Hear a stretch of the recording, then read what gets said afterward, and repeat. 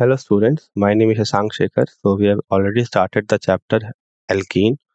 Now we will move to the isomeric part of this isomerism part. Okay, so this part is very important. Okay, so we have a lot of questions from there, and also the questions that are asked apart from the isomerism are kind of linked to the isomerism because sometimes we have to look upon the structure in a way that the isomerism has depicted us. All right. So we will talk about the isomerism, especially about the geometrical isomerism which is exhibited by our carbon-carbon double bond. We'll just start this lecture. So first of all, alkenes can show two types of isomerism, right? So first is structural isomerism and second is geometrical isomerism. So what are structural isomerism? So as in alkanes, ethene and propene have only one structure, but alkenes higher than propene have different structure. Okay. So what does it mean? So if you want to draw ethene, okay, if you want to draw ethene, right, then you can draw it in one way only. Okay, you can't place it any can't place it in a different way, or you can't obtain a different structure by shuffling the carbon atoms here and there. Same goes for propene. So for propene, we up till propene we don't have any problem of structural isomerism. I will not say problem. We don't have any advantage of structural isomerism. But as soon as we move to higher alkenes like butane and all, then the case or the scenario becomes different. Okay, now we can make the carbon placed at a different positions, and that would result in different structures. Okay, so let us see. Okay, let us see what can be done. We have C4H8. Now this C4H8 is the molecular formula for the butane. But which butane? Which I'm saying butane, but what is the position of alkene here? And I would not say butane only. I would say butane would not be appropriate. I would say a 4 carbon containing compound, hydrocarbon, which has one double bond. So that would be more appropriate. Now, if this is the case, then we can place it in three different ways. Okay, so two cases are linear. Okay, in which we have placed the double bond in the first position for the first compound and the second position for the second compound. For the third compound, this is case changes. Okay, this case changes. What we have done, we have not taken the linear chain. Instead of that, we have taken a chain that contains only 3 carbon, whereas and the fourth carbon is branched. Okay, you can see that this carbon, okay, this carbon, it contains 2 carbon, or it is attached to 2 carbons to which the double bond is attached, right? So this is the third structure that is possible. Now first and second are first of all these three are chain isomers, whereas the one means if you compare this, then 1 3 and 2, okay, 1 3 and 2, 1 2 and 3. So what I'm saying here, that 1 and 2 are having the same chain length, so they are not chain isomers, but 1 is a chain isomer for 3 also. 2 is also a chain isomer for 3, because in both, in first and third and in second and third, the difference is that they have different position of, means that different length of chains. Okay, now we can say that first and third and second and third exhibit chain isomerism. Now the one which don't show chain isomerism, they are showing positional isomerism, in which the chain length is same but the position of groups, that is the functional group, is different. They will show chain isomerism. Now one thing should be in your mind always, that third cannot show chain isomerism with second or with first. Why? Because the chain length is different. So we can say that 1 and 2 are position, sorry, second and third, and first and third cannot show position isomerism because their chain length is different. But first and second can show position isomerism because their chain length is same. Because the position of functional group has changed. Here the position of functional group is at the second carbon, and here it is at the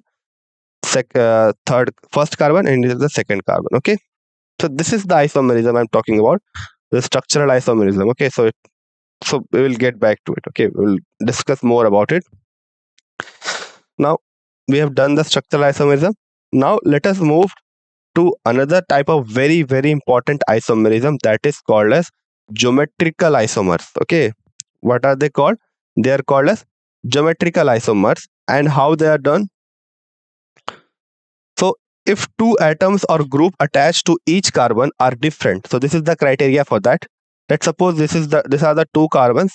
Okay, these are the two carbons of the double bond. Okay, now suppose each carbon, since it has already made two bonds, it can make two more bonds.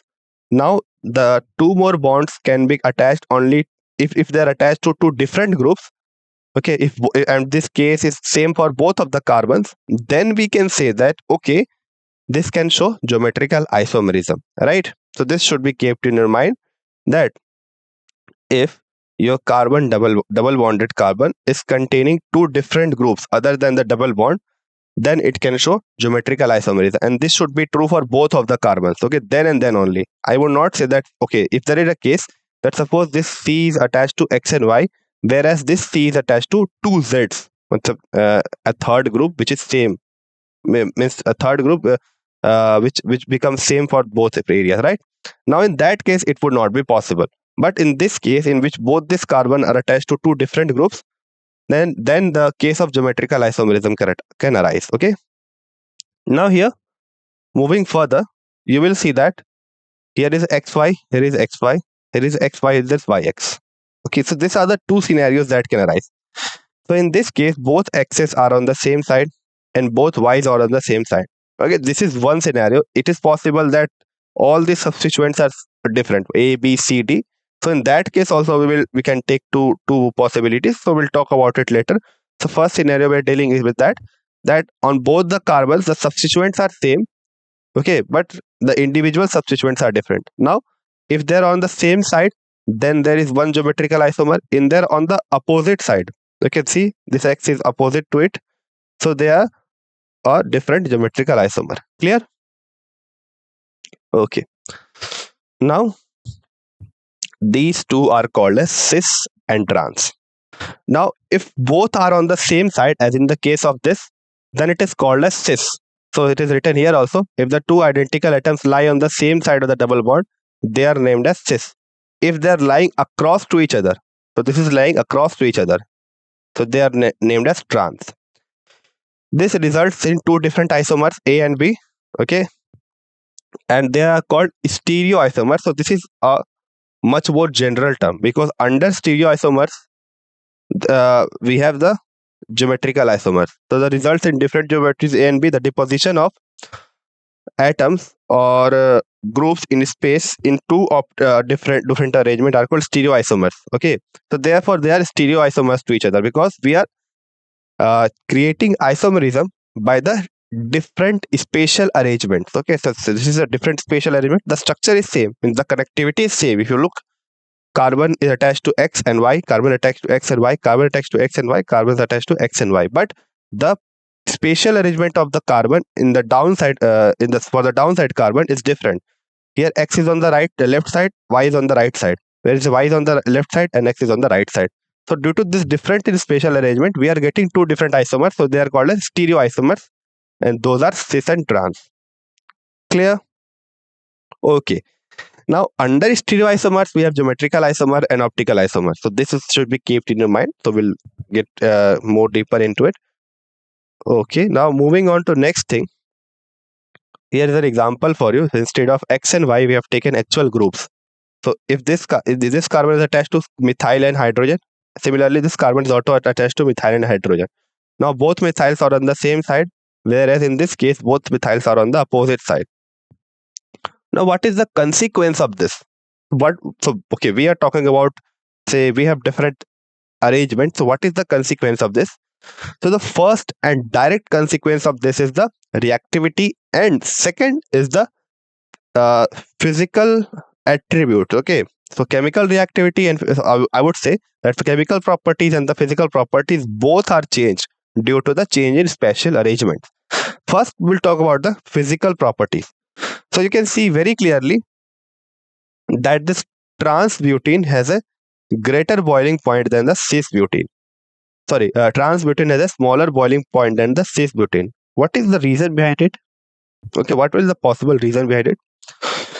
So it should be kept in your mind that if this X and X are equal and Y and Y are equal, then what happens here is that the group become non-polar because they are opposite in nature. In case of trans, okay, here in case of trans, suppose this dipole moment has direction in this side, then this dipole moment would have direction in this side. And since the substituents are same, so the net dipole moment will be cross each other, will be means cancelling each other, and therefore there will be no dipole moment. No dipole moment. What is the consequence of no dipole moment? So if you consider a molecule to be there, then there exist two kind of interactions. Okay, now we are talking about only two. There are much more interaction, hydrogen bonding and all. So the primary interaction I would say is van der Waals force, which exists each and everywhere. The second that is significant here is that the is our polar dipole interaction. So since this is non-polar in essence, this is polar in nature, this can show dipole interaction, and therefore two molecules will interact in a much better way, and therefore its boiling point will increase, because now there is a dipole interaction between two molecules, and it is difficult to break that interaction in comparison to the trans one, which has no dipole interaction. Clear?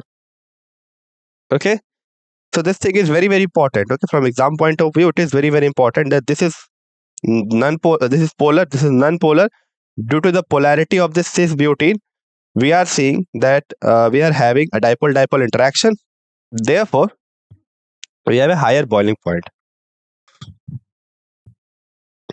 So the same thing is written here, that the cis form is found to be more polar. For example, the dipole moment of cis butene is 0.33 dBi. This is just a unit of dipole moment, where the dipole moment of trans form is 0. Okay, it is absolutely 0. Okay, there may be momentarily charge development and momentarily dipole moment creation, but that is for movement and not permanent dipole moment. Now this can be understood by drawing the geometrical isomers of trans and cis butane. So it is very clear from this diagram only. So in this case, what happens? As I said, that the carbon methyl dipole moment is cancelled out by the one that is present on the across side. In case of solid, it is observed that the trans form has higher boiling point than the cis form. So in case of solid, this thing changes. So this is very important.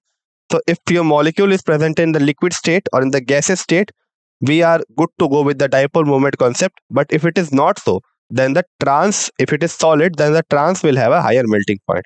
Okay, clear? Now there is another type of alkene in which all the groups are different. So C is attached to X and Y, and in this case C is attached to X and Z. Here C is attached to X and Y, and this C is attached to Z and W.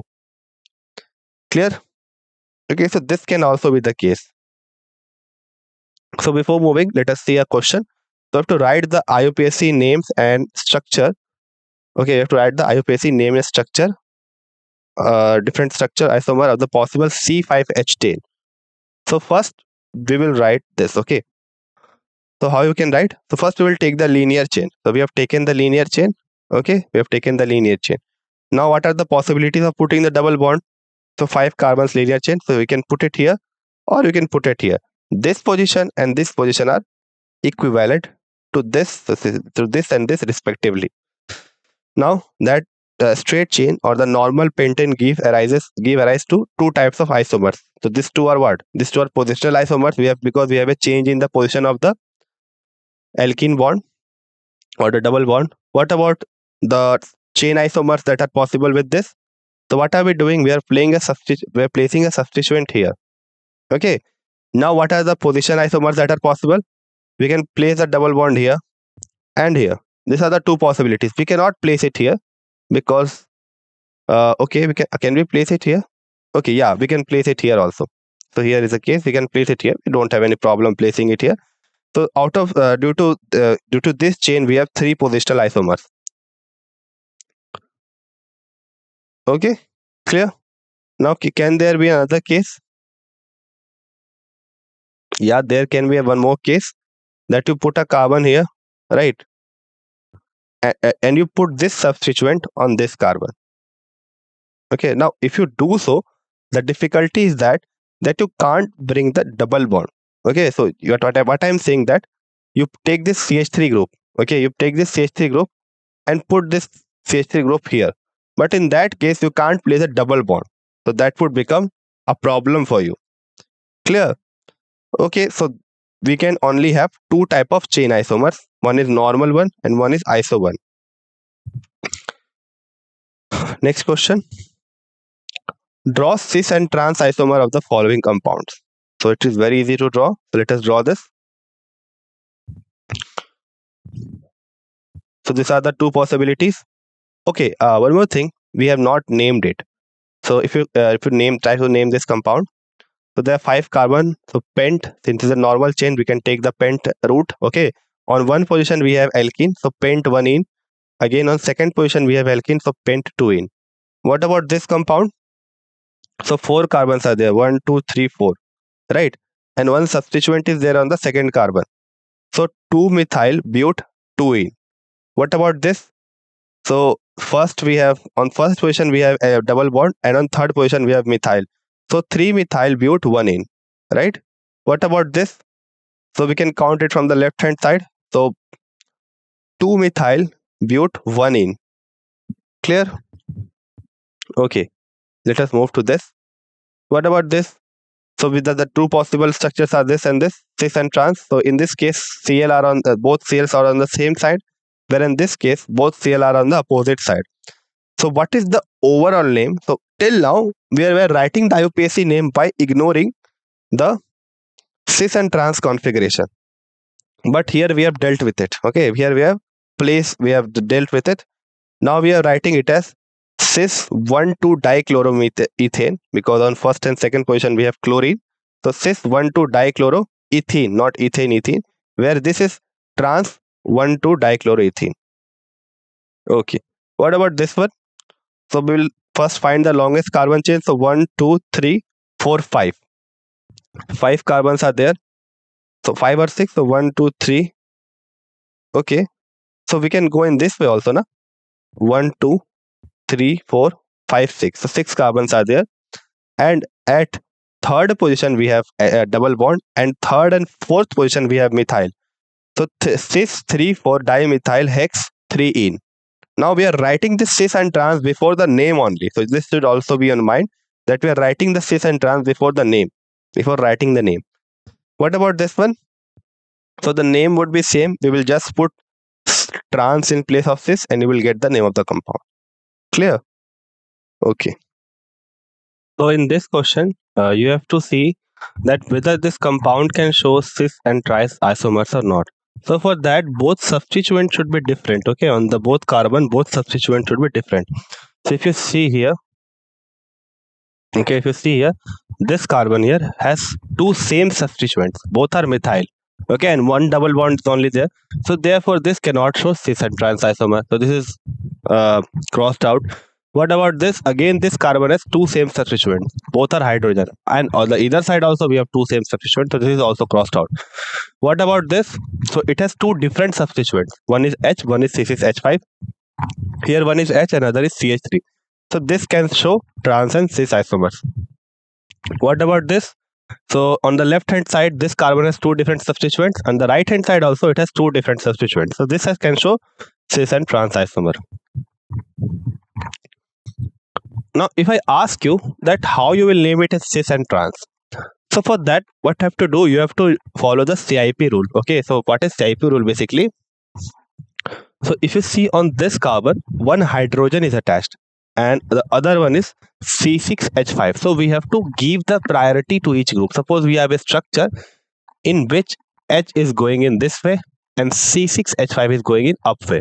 Okay, so since carbon has a greater atomic number, so it will get the first priority. Okay, so there are two groups, one is H and one is C6H5.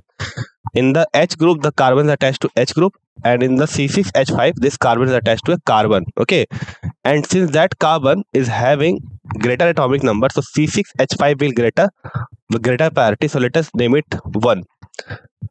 And suppose this H is down, so it will name as 2. Now suppose this CH3 is also on the upside and this H is on the downside again. Now that would result again giving the first priority to the CH3, and CH3 will get the first priority, and since it is on the upside, so the upper group will get the first priority, where the H will give the second priority. Now the one which are getting the first priority are both on the same side, means C6H5 and CH3 are on the same side, so that same priority on the same side, so we'll name it as cis. So similar to that we are doing, but only the only thing that is different is that we are not we are not having the same groups. Okay, what about this one? So again, this carbon is attached to chlorine and carbon, so we will give the first priority to chlorine and not carbon here, because chlorine has a greater atomic number. So chlorine will get the first priority, carbon will get the second priority. Okay, here we have not mentioned that whether this will go up or down. I'm just taking a case here. Okay, I'm just taking a case here. Suppose now that the structure, the actual structure that would be given in the exam, suppose it is in this way, that the chlorine is on the downside, whereas the CH3 group, this is CH3, also on the upside. So the chlorine is having a greater priority, so it will have the first number. Okay, whereas the CH3 will have the second number. What about this? So in this carbon, one H is attached and one CH3 is attached. Suppose in this case also the carbon is upward and the H is downward, so the H will get the second priority, whereas the carbon will get the first priority. So on the left hand side, the first priority in the upside, then on the right hand side, since chlorine is on the downside, the second priority is on the downside. So since these priorities are across each other, so this, if we are placing CH3 up and chlorine here down, then that will give a trans configuration. Clear? You can draw the opposite of it also and try it by yourself. So this is the way we do cis and trans for the compound which don't have the same groups on the either side. So okay, so this was all for today's lecture. With this, I end my lecture. Thank you.